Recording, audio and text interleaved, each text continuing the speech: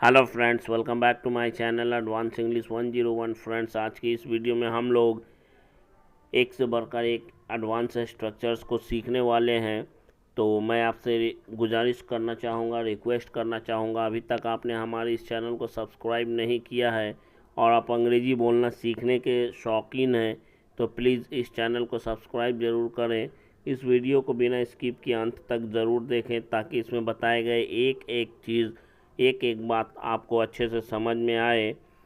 और पूरा वीडियो देखने के बाद अगर लगता है आपको कि इस वीडियो को लाइक करना चाहिए तो आप लाइक ज़रूर करें, क्योंकि आपके एक लाइक से हमारा भी हौसला बढ़ता है। इसलिए प्लीज़ लाइक ज़रूर करें, शेयर करें और सब्सक्राइब हर हाल में करें और कमेंट करना ना भूलें।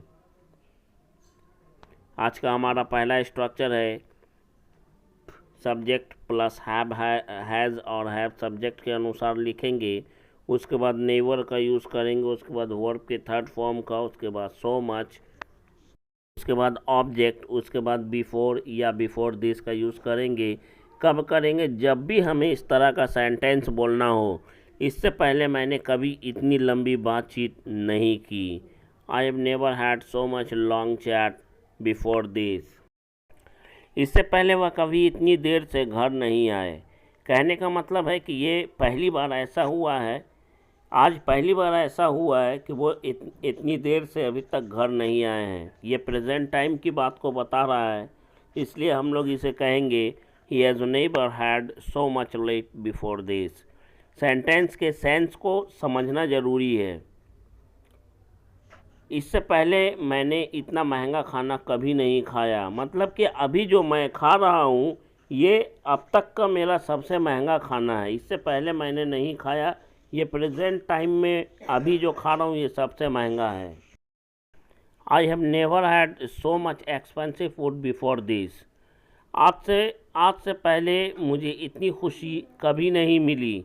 अभी प्रेजेंट टाइम में जो खुशी मिली है इससे पहले कभी नहीं मिली है, इसलिए हम लोग कहेंगे आई have never got so much happiness before this. Sense को समझना बहुत ज़रूरी है मेरे भाई। इससे पहले हम में से किसी ने भी इतना मज़ा कभी नहीं किया था जो अभी कर रहा हूँ। कहने का मतलब ये प्रेजेंट टाइम में जो कर रहा हूँ। None of us never had so much fun before this. इससे पहले कभी A1 एडवेंचर की टीम ने इतना ख़तरनाक चैलेंज नहीं किया। जो कहने का मतलब जो अभी कर रहा है, प्रेजेंट टाइम में कर रहा है। The A1 adventure team has never done so much adventurous challenge before this. इससे पहले इतना फल मैंने जीवन में कभी नहीं खाया था जितना अभी खा रहा हूँ।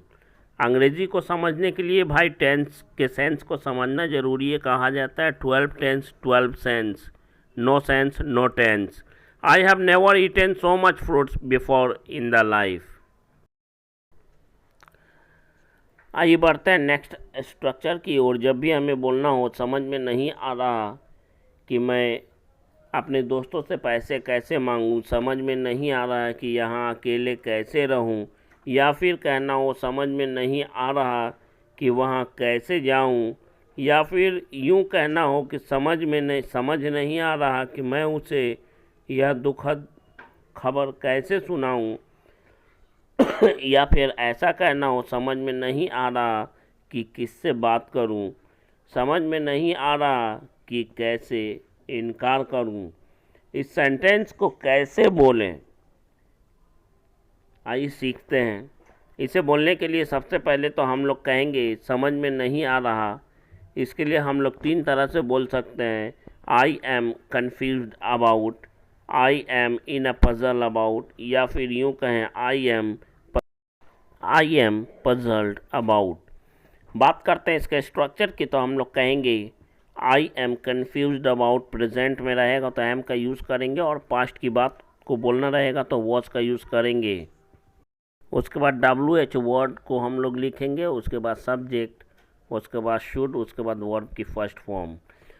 पहला सेंटेंस है समझ नहीं आ रहा कि कैसे दोस्तों से पैसे मांगूं। इसे बोलने के लिए हम लोग कहेंगे आई am confused about how I should ask my friend for money.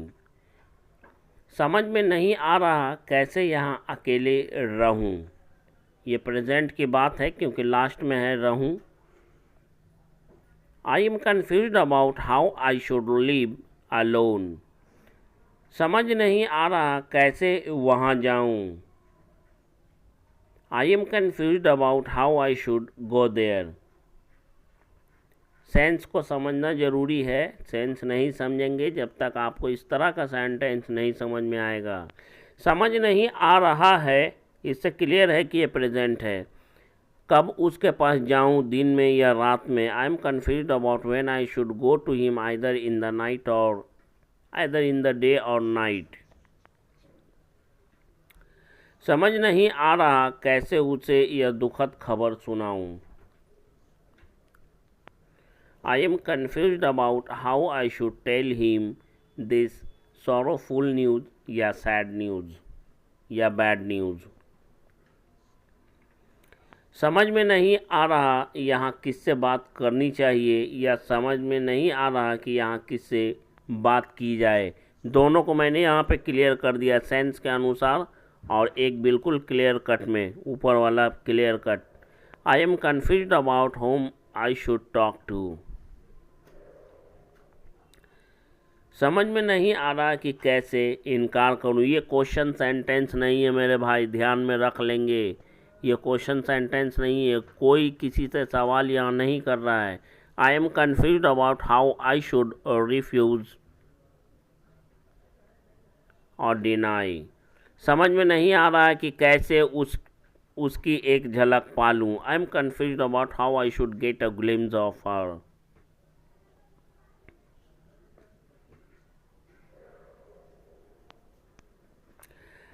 Meera को समझ नहीं आ रहा कौन यहाँ उसका अपना है। ये भी प्रेजेंट की बात को दर्शा रहा है। Meera is confused about who should be her own hair. Meera को समझ नहीं, देखिए अब यहाँ पे प्रेजेंट और पास्ट दोनों क्लियर किया जा रहा है। मीरा को समझ नहीं आ रहा था कौन यहाँ उसका अपना है। Meera was confused about who should be her own hair। Next है, मुझे समझ नहीं आ रहा मैं उसकी जान बचाने के लिए कहाँ जाऊँ, क्या करूँ। प्रेजेंट की बात है इसलिए एम से बनेगा I am confused where I should go to save his life and what I should do for him भी कर सकते हैं आगे। जब उसका एक्सीडेंट हुआ और वह खून से लथपथ था तब मुझे समझ नहीं आ रहा था मैं इसे कहाँ ले जाऊँ, क्या करूँ। इससे भी बेहतर सेंटेंस आपको सीखने को कहीं मिलेगा, कहीं नहीं मिलेगा। When he met with an accident and he was drenched with blood, I was confused about where I should take him and what I should do।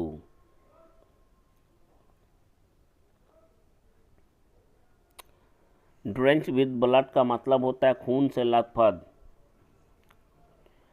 मेरे भाई को समझ नहीं आ रहा कि कौन से कॉलेज में प्रवेश ले। ये भी प्रेजेंट की बात को दर्शा रहा। My brother is confused about in which college he should get admission. उस समय मुझे समझ नहीं आ रहा था कौन से कॉलेज में एडमिशन लूँ। ये पास्ट की बात को बता रहा है क्योंकि था में है। At that time I was confused about which college I should get admission. At that time I was confused about which college I should get admission in। उस समय हमें समझ में नहीं आ रहा था कि हमें किसकी सलाह माननी चाहिए। यहाँ क्वेश्चन सेंटेंस नहीं है, इंटरोगेटिव सेंटेंस नहीं है ये। At that time I was in a puzzle or I was confused whose advice I should accept। उस समय हमें समझ नहीं आ रहा था कि हमें किसकी सलाह माननी चाहिए। At that time या that moment I was in a puzzle या I was confused whose advice I should accept। वह लड़की कोई और नहीं, यह हमारा नेक्स्ट स्ट्रक्चर है। वह लड़की कोई और नहीं बल्कि तुम्हारी फ्रेंड है, या फिर यूँ बोलना हो वह कोई और नहीं बल्कि आपका बेटा था, वह कोई और नहीं बल्कि आपकी बेटी का पति है, या फिर ऐसा बोलना हो वह कोई और नहीं बल्कि मैं था, या फिर यूँ कहें वह कोई और नहीं बल्कि तुम्हारी होने वाली पत्नी है, वह कोई और नहीं बल्कि हमारे अंग्रेज़ी के शिक्षक थे, वह कोई और नहीं बल्कि सचिन तेंदुलकर थे या हैं। इस तरह के सेंटेंस को बोलने के लिए हम लोग एक फ्रेज का यूज़ करते हैं, वो है नन अदर दैन। स्ट्रक्चर की बात करें तो सबसे पहले सब्जेक्ट, उसके बाद हेल्पिंग वर्ब, उसके बाद नन अदर दैन, उसके बाद ऑब्जेक्ट का हम लोग यूज़ करते हुए सेंटेंस को बोलते हैं या बनाते हैं। अब आइए डालते हैं एक नज़र इसके एग्जाम्पल पर, ताकि इसे अच्छी तरह से और बेहतर तरीके से समझा जा सके। वह इंसान कोई और नहीं बल्कि तुम्हारे पिताजी हैं। प्रेजेंट की बात है, इसलिए इज़ का यूज़ होगा, आर का यूज़ होगा, एम का यूज़ होगा। That person is none other than your father. वह खुशनसीब व्यक्ति कोई और नहीं बल्कि आपके पिताजी हैं। वह खुशनसीब व्यक्ति, that lucky person is none other than your father. वह खुशनसीब व्यक्ति, ये हमारा सब्जेक्ट हो गया है। That lucky person is none other than your father. वह लड़की कोई और नहीं बल्कि तुम्हारी गर्लफ्रेंड है। सब्जेक्ट यहाँ पे दैट गर्ल है। That girl is none other than your girlfriend. वह लड़की कोई और नहीं बल्कि तुम्हारी गर्लफ्रेंड थी। ये पास्ट की बात को बता रहा है, इसलिए वॉज का यूज़ करेंगे according to subject. That girl was none other than your girlfriend.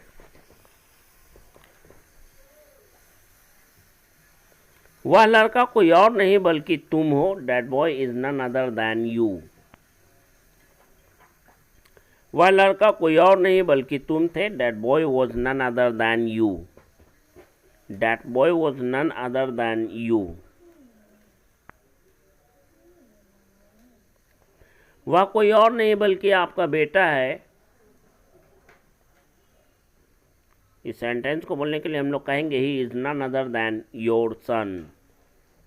वह कोई और नहीं बल्कि आपका बेटा था। He was none other than your son. मैं उम्मीद करता हूँ आपको समझ में आता होगा, अच्छे तरीके से आता होगा, और समझ में आ रहा है तो इसे एक लाइक ज़रूर अपनी तरफ से आप लोग दें। वह कोई और नहीं बल्कि मैं हूँ। He is none other than me, या फिर यूँ कहें it is none other than me. वह कोई और नहीं बल्कि मेरे पिताजी के लंगोटिया यार थे। He was none other than my father's crony, या चाइल्डहुड्स फ्रेंड। वह कोई और नहीं बल्कि मेरी होने वाली धर्म पत्नी है। धर्म पत्नी के लिए बेटर हाफ का यूज़ करते हैं। बेटर हाफ का मतलब होता है धर्म पत्नी। She is none other than my would be better half. वह कोई और नहीं बल्कि मिस्टर ए की होने वाली धर्म पत्नी थी। She was none other than mister A would be better half.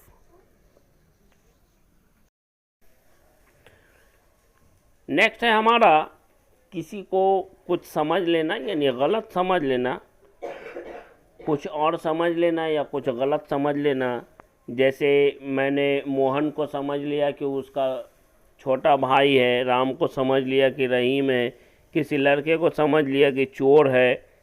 इस तरह के सेंटेंस को बोलने के लिए हम लोग टेक फॉर का यूज़ करते हैं, और स्ट्रक्चर इसका है सबसे पहले सब्जेक्ट, उसके बाद टेक और टेक्स्ट प्रेजेंट की बात को बोलने के लिए, और पास्ट के लिए टुक का यूज़ करेंगे, उसके बाद ऑब्जेक्ट, उसके बाद फॉर, उसके बाद अदर वर्ड्स। जैसे आप मुझे गलत समझ रहे हैं, you are taking me for wrong. Take for को यहाँ पे आपको समझ के थोड़ा सा समझदारी के साथ यूज़ करना है। कैसे यूज़ करना है वो आप देख लीजिए इसके स्ट्रक्चर को। पहला सेंटेंस है आपने मुझे गलत समझ लिया। इसके लिए हम लोग कहेंगे you took me for wrong. आप मुझे गलत समझ रहे हैं, you are taking me for wrong. क्या आप भी अब मुझे गलत समझने लगे हैं? Have you also started taking me for wrong now, have you also started taking me for wrong now. कितना आसान है अंग्रेज़ी बोलना।